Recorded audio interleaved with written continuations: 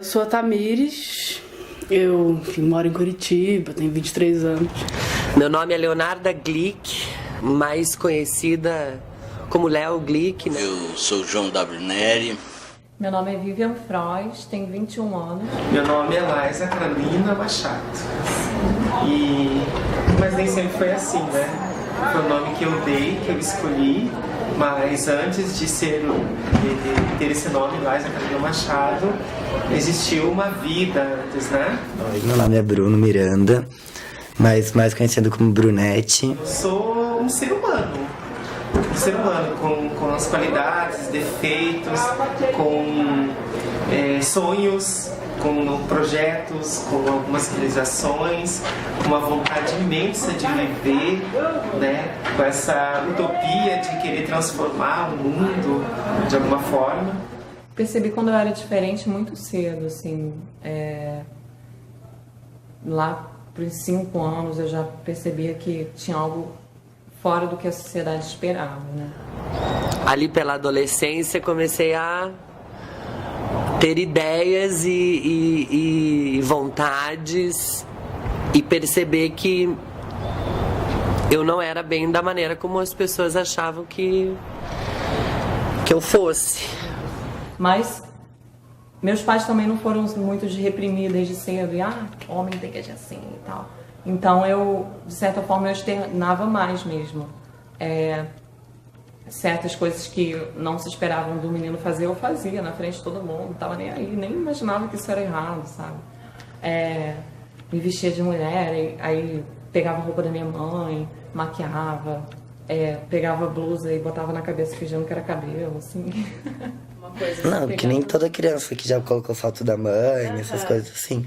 Mas eu nunca tinha pensado, assim, foi brincadeira mesmo. E era um prazer, assim, uma catarse imensa, assim, brincar com coisas que meninas brincariam, assim, era tipo uma felicidade, assim. Era uma coisa tremenda, assim. Eu não entendia, eu simplesmente não entendia por que eu era repudiado. Por que eles não deixavam eu fazer aquilo que eu queria, ou aquilo que me dava mais prazer, ou brinquedo com o qual eu me sentia mais confortável. A família da minha mãe tem muitas mulheres, assim, que minha avó teve 4 filhas e ela tem 4 irmãs e é um monte de mulher. E aí quando tem uma criança, menina, quer emperequetar e botar lacinho. E eu sempre fui uma criança muito solta, que essas coisas, sabe? Quando eu era criança mesmo, eu não tinha uma questão, não quero usar vestido, mas eu queria estar confortável. E, sabe, coisinha na cabeça, esse tipo de coisa eu sempre larguei. Na adolescência foi quando eu tomei consciência disso, talvez, não sei com que idade, 10, 11 anos, pré-adolescência, assim. Que acho que você lida com as coisas de uma forma muito inconsciente, mais ou menos ali, mas aí que eu comecei a usar camisa, coisas assim. Porque parecia que eu não queria mesmo ser identificada como talvez um tipo de mulher. Mas ainda não tinha na minha cabeça essa questão de, esse lugar da mulher não me interessa. Então eu sou o filho primogênito de uma família de 5 homens e uma mulher. A mulher morreu e ficou eu. Eu sou o mais velho desses 5 irmãos e eu descobri que eu não parecia nada com o resto da tropa quando eu tinha 13 anos de idade. O começo da experiência é sempre curioso, porque primeiro eu achei que eu fosse gay, pelo fato de sexualmente me sentir atraída por homens. Eu namorei 2 anos uma menina. Depois que eu terminei com ela, tudo foi... Fui vendo que não era a mesma coisa, fui vendo que tudo era muito diferente. Ela tinha um primo que era gay, então que eu comecei a conhecer essa vida. Tem uns termos que eu gosto de usar pela força política que eles têm, por exemplo. Eu gosto muito da palavra sapatão, porque ela é uma palavra muito agressiva. Então você usar ela é reverter o sentido dela, que é a mesma lógica do queer, né? Que o queer, a princípio, é um xingamento, mas que você pega pra si e ressignifica ele. Eu gosto da palavra sapatão, porque também tem a questão da masculinidade que tá nela. Você pensa numa sapatão, não é qualquer lésbica, é uma lésbica caminhoneira tem todos esses estereótipos agregados. Então eu gosto de brincar com essa palavra, não acho que ela me defina. Também não era o caso. Aí eu descobri a tal da transexualidade. Mas eu pensei, tá aí. Acho que é mais por aí do que eu tava pensando.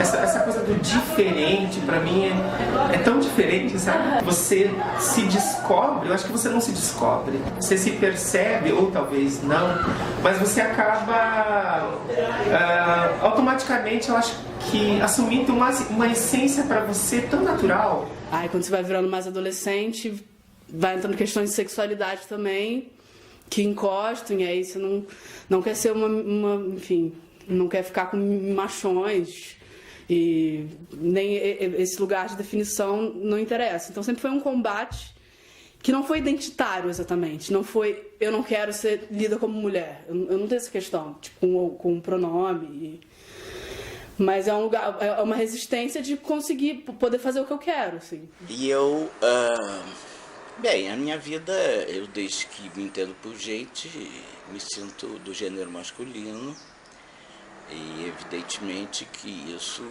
né, transcende as expectativas da nossa cultura, que é uma cultura heteronormativa, onde só pode existir o homem e a mulher. Então todas essas pessoas que saem dessa caixinha se tornam marginalizadas, né? Assim. Eu percebi que o problema não estava na hora de me relacionar com os outros. Estava em mim. O fato para mim era: eu não sou propriamente um homem que gosta de homem. E sou transexual por um acidente do destino. Ou da biologia. Seja lá como for. Aí de lá pra cá eu resolvi dar um jeitinho nesse problema. E agora, quer dizer, há um movimento internacional para despatologizar também a transexualidade, né?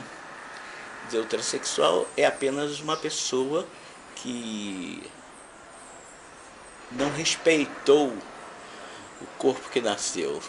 O gênero dela não combina, ela não é uma cisgênera. Cis quer dizer igual. Então, a pessoa que tem, né, o gênero igual ao seu corpo, uma cisgênera. Quem não tem é um transgênero.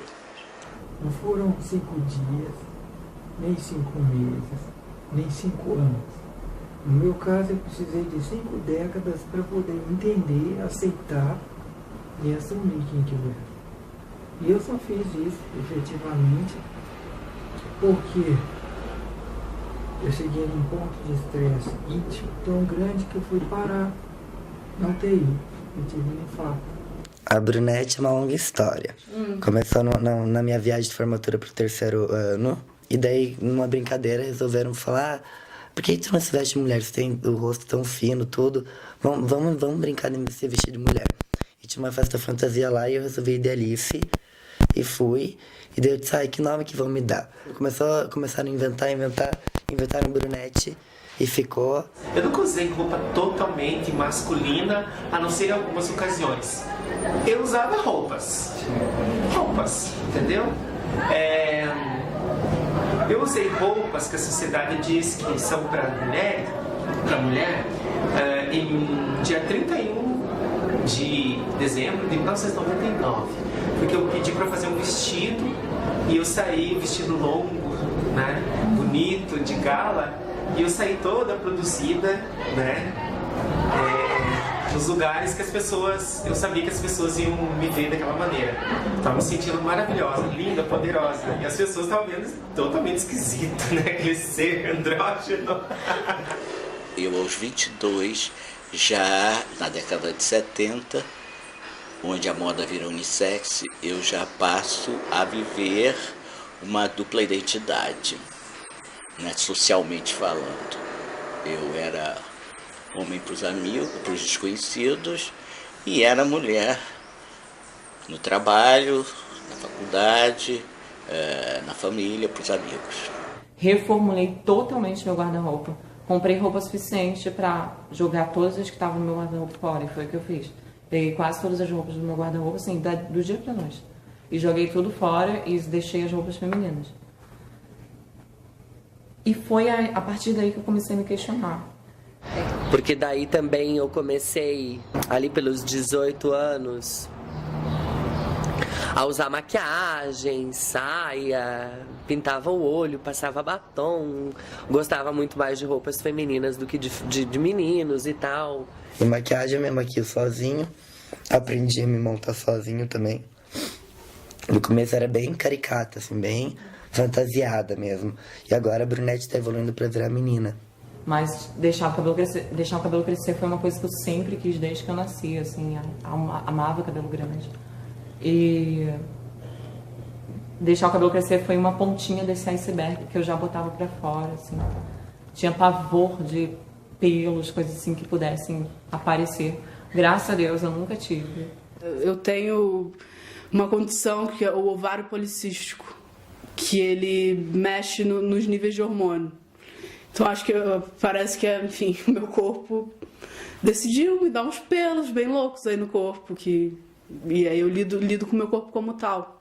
Com 18 anos mesmo, né, que foi quando eu tinha me entendido já, eu já comecei a tomar hormônios. Eu fui saber de hormônio, procurar saber de hormônio depois dos 20 anos, porque até então eu estava tentando sublimar tudo isso e tentar viver de uma forma que fosse mais aceitável pela sociedade, ou seja, viver interpretando um menino homossexual. Fui começando a me hormonizar, né? O começo é sempre assim. Eu nunca cheguei a fazer cirurgia de implantes, de colocar nada. Mas eu tomei todo o pacote de remédios que tinha, que são chamados de antiandrógenos, que bloqueiam o hormônio masculino, e a ingestão dos hormônios femininos começa a ficar mais acentuada. Sim, foram poucas as transformações assim, em termos de cirurgia no corpo, né? Foi mais assim, eu fiz mais no rosto, assim, sabe? E começou, acho que em 2001, eu fiz a primeira cirurgia, que é chamada pomoplastia, que é raspagem do pomo. Eu sou um caso inverso, porque eu sempre tive dificuldade de passar como homem. Eu não tenho transformação nenhuma, excetuado meus ex, que são meus mesmos. Então hoje, pra mim, é uma coisa fantástica, porque ninguém questiona se eu sou mulher. Tô na fila do SUS pra cirurgia de redesignação, que, a meu ver, não vai ser a solução dos meus problemas. Vai ser, talvez, um pequeno ajuste de uma parte deles, mas não a solução. Aos 27 anos, eu descubro uma equipe pioneira aqui no Rio de Janeiro que começa a estudar a transexualidade. E aí eu fico enlouquecido, vou imediatamente me submeter a todos os testes, a todos os exames, a tudo que é possível, porque eu queria me operar. Eu faço a cirurgia, tudo proibido, a cirurgia era ilegal, era crime. Há, sei lá, um ano e pouco eu passei a, enfim, cultivar essa barbinha, assim. E isso é uma ação de resistência pra mim política mesmo. Tem o sentido de que eu não gosto de tirar, mas também tem o sentido de que toda vez que eu entro num ônibus é uma coisa de que é isso? Porque tem peito, mas tem pelo e não tá com a cabeça baixada, sabe? Tipo, por que não tira? Mas assim, é um ato de resistência político. Tipo, as pessoas têm que lidar. Tipo, vai fazer o quê? Essas transformações foram mais psicológicas até do que físicas. Claro, fisicamente você muda. Tem uma hora lá que nasce um peito e daí você tem que lidar com o peito. Eu tive uns problemas com o peito no começo porque eu não sabia lidar, eu batia, eu queria correr, daí a teta pulava. Aí doía, aí eu tô no ônibus, a teta chacoalhando, e eu pensando, talvez eu devesse usar sutiã. Tem essas coisas que, sabe, você tá conversando, se bate sem querer. Vou deitar, daí eu ia deitar no começo e doía, porque eu esmagava as tetas, daí eu tinha que puxar a teta pro lado para poder dormir. Toda e qualquer mudança que eu fiz era para que, ao olhar no espelho, eu ficasse em paz com o meu corpo. Para que o meu corpo e a minha alma fosse una, né? Que eu conseguisse ver o meu corpo e dizer assim, esse corpo pertence a essa alma. Sempre em trânsito, né? Eu me considero transgênero por uma questão de que eu consegui me libertar de uma amarra de gênero que me prendia e que me machucava. Quando eu consegui entender isso, eu não precisei passar por uma transformação física para me sentir mais confortável. É uma questão de como eu lido com o meu corpo e como eu lido com as questões, com as pessoas, com o mundo, assim. Mas não me considero transhomem. Eu acho que eu sou uma senhora bem aceitável, bem passável. Então, é um conforto íntimo que você não imagina, sabe? Acho que por isso que meus amigos, meus filhos, o círculo mais próximo, sabe, viu aquilo como um amigo para mim também.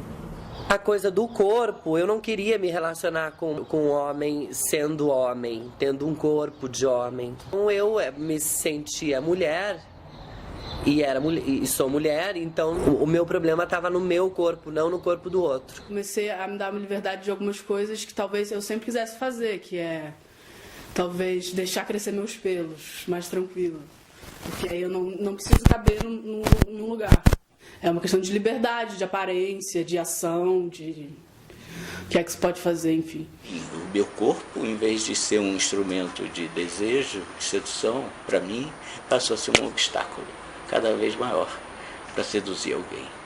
Quer dizer, eu tinha um corpo que não seduzia no gênero que eu gostaria.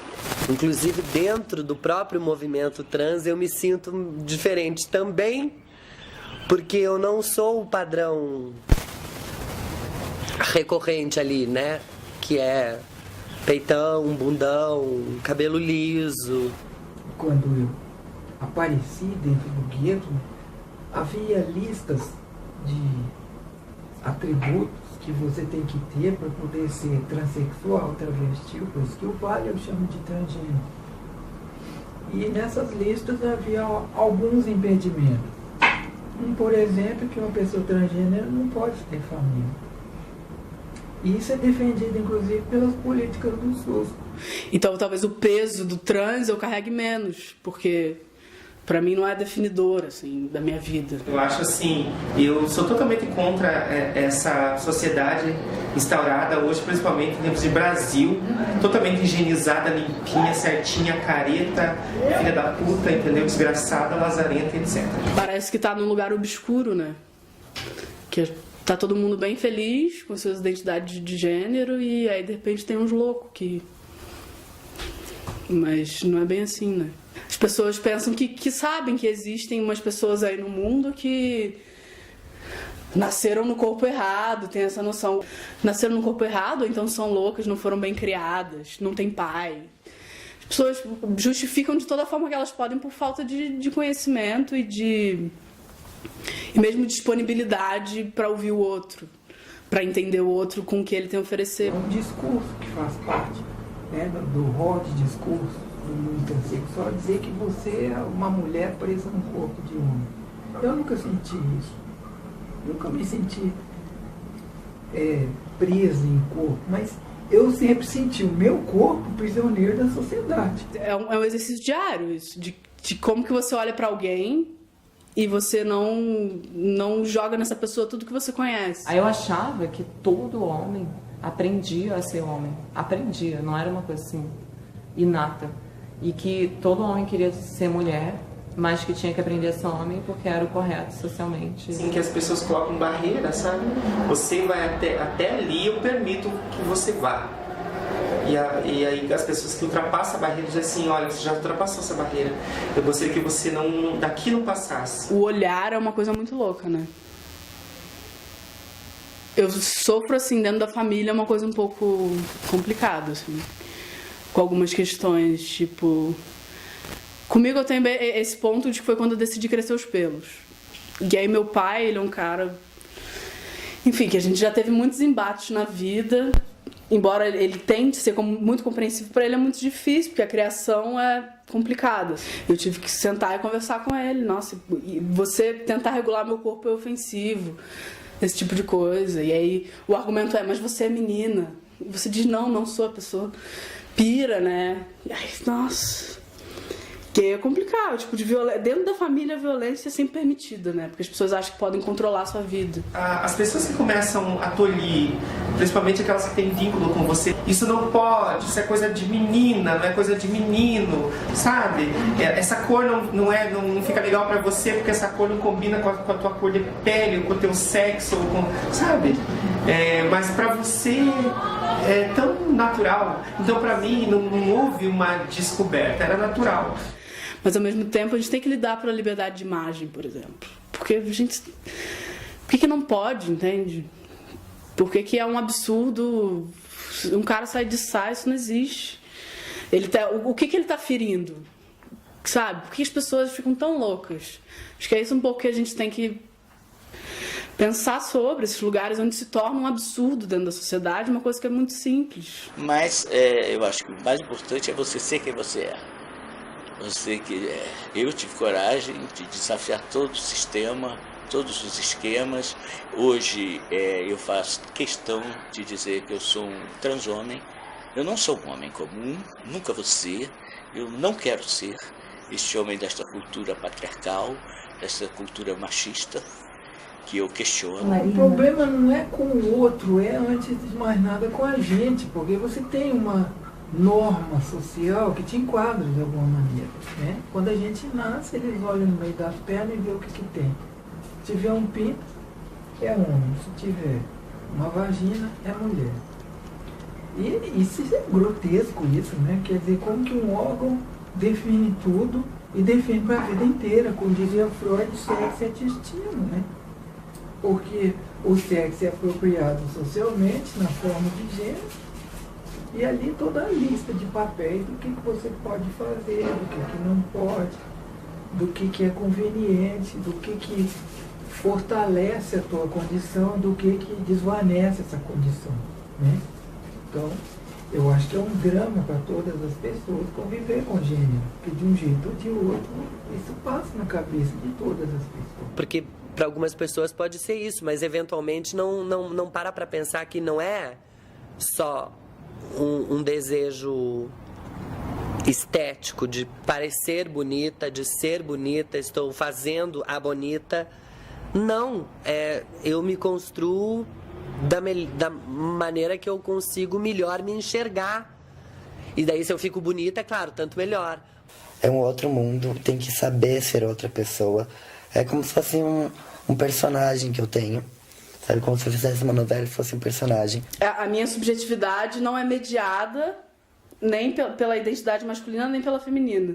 Porque ao mesmo tempo, as pessoas leem os signos sempre como uma coisa ou outra. Tudo que você dá para as pessoas, elas vão ler, dentro de um binarismo. Então, pra mim, assim, não importa se eu sou homem ou mulher pra fazer qualquer coisa, entende? Tipo, eu tenho meus objetivos na vida, tenho as minhas relações, e eu lido com isso com uma ética, pra mim, que não passa por gênero. Há esse código, né? Quando alguém te encontra, isso é uma coisa que eu vivi a vida inteira, talvez não seja tão importante, mas quando te encontra, a primeira coisa que ela faz é tentar te enquadrar como homem ou mulher, independente de qualquer outra coisa.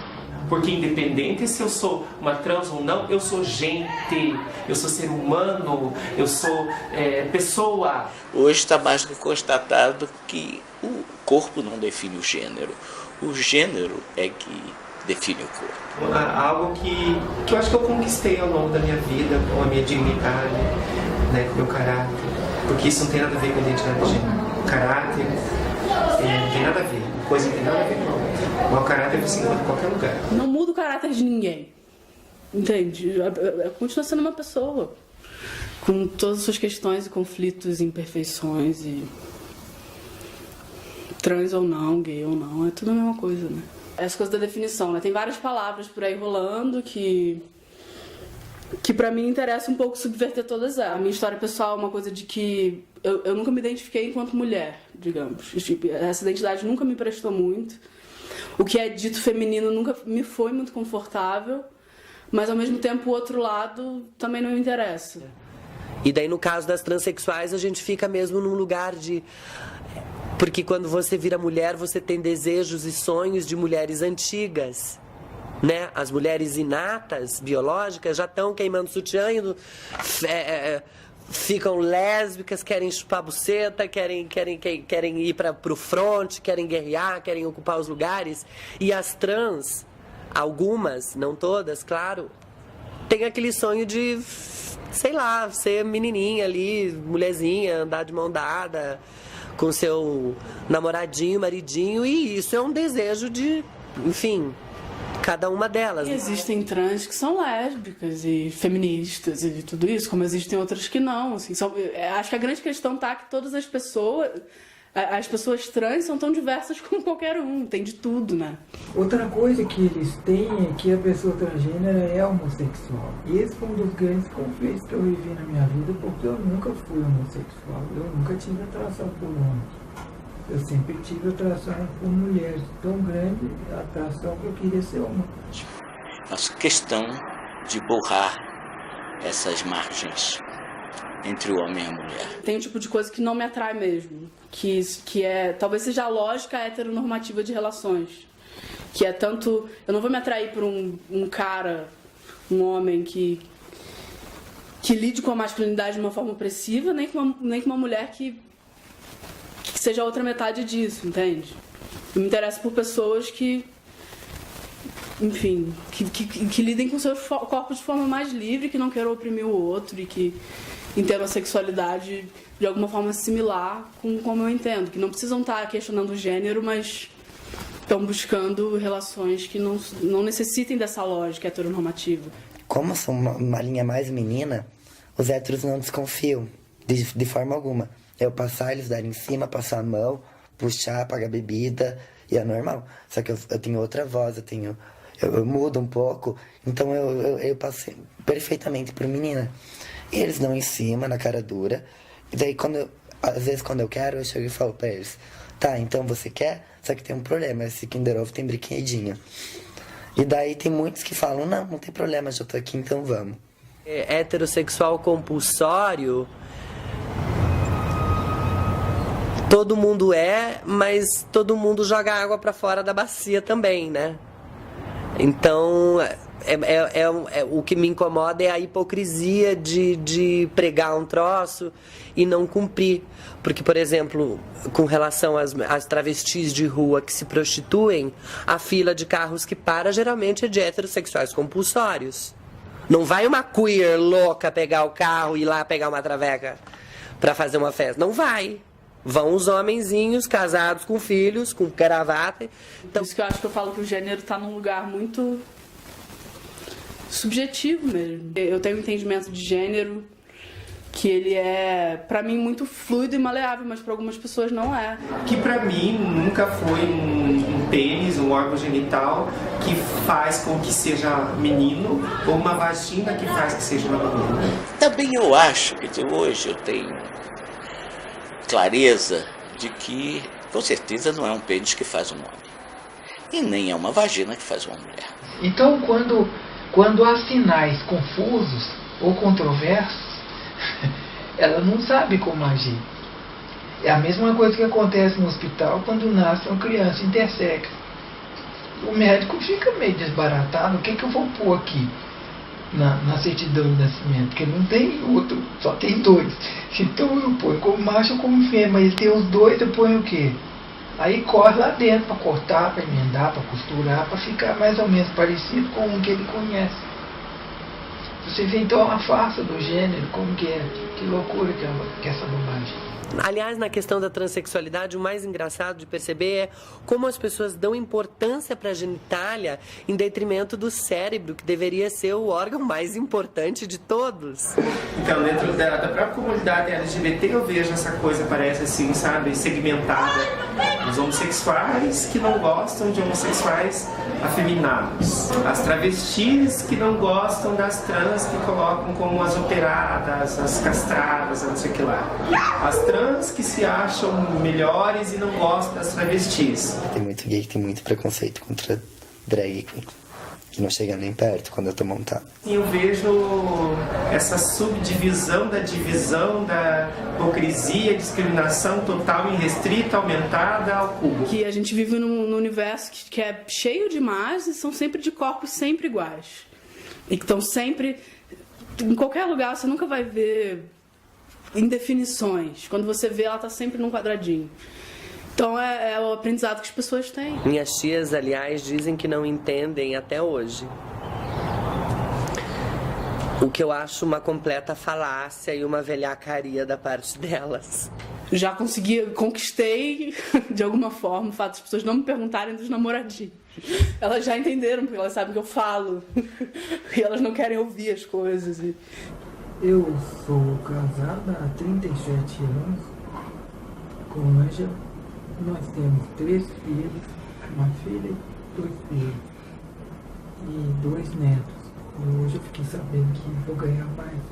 A minha mãe faleceu antes de eu assumir minha transexualidade. E se ela fosse viva, eu teria vivido essa transexualidade com certeza absoluta. Eu teria demorado mais, mas assim, nem mãe, nem pai, nem ninguém.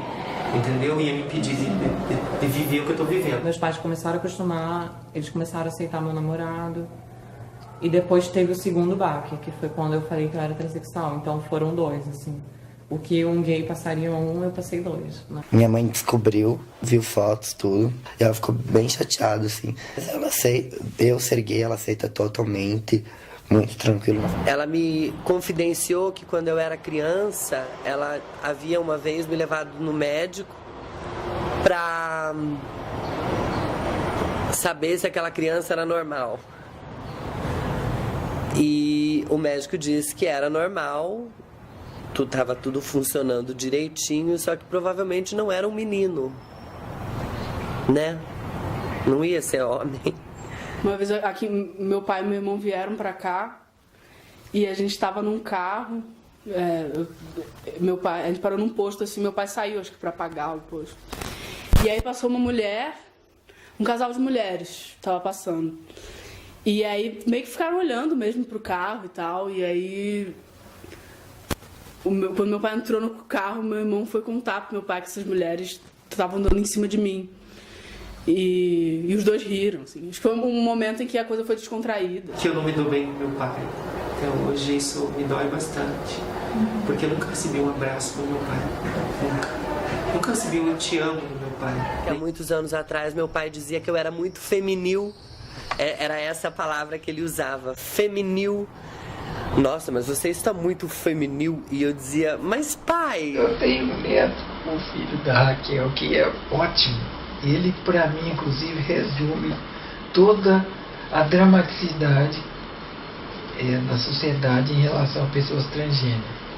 Você pergunta pra ele, teu pai é o quê? Ele fala, menino. E você é o quê? Eu sou menino. E sua mãe é o quê? Menina. Sua avó é o quê? Menina. E seu avô é o quê? Menino. Ele não responde menino. Seu avô é menina também. Minha avó uma vez falando, meio brincando, aquelas coisas bem opressivas que as pessoas falam brincando. Você fica namorando menina porque nunca conheceu realmente o que é bom. Se fala muito isso, né? Aí meu irmão virou pra minha avó e falou... conhece, até mais que eu. Falou essa coisa de...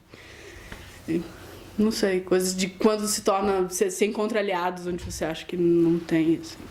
Eu gosto mais que ela é tão boazinha. Eu gosto da Liza porque ela é Liza, entendeu?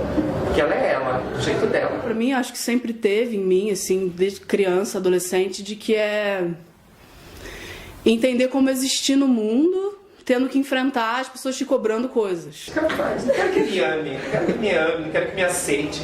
Me odeie, então. Pode me odiar, tô nem aí com você, mas continue me odiando. Entendeu? Mas que eu vou ser eu até o fim, não vou. Não vendo, a minha alma não tá vendo. A minha alma nunca esteve e jamais vai estar. A minha alma é essa, transparente. Doa quem doer.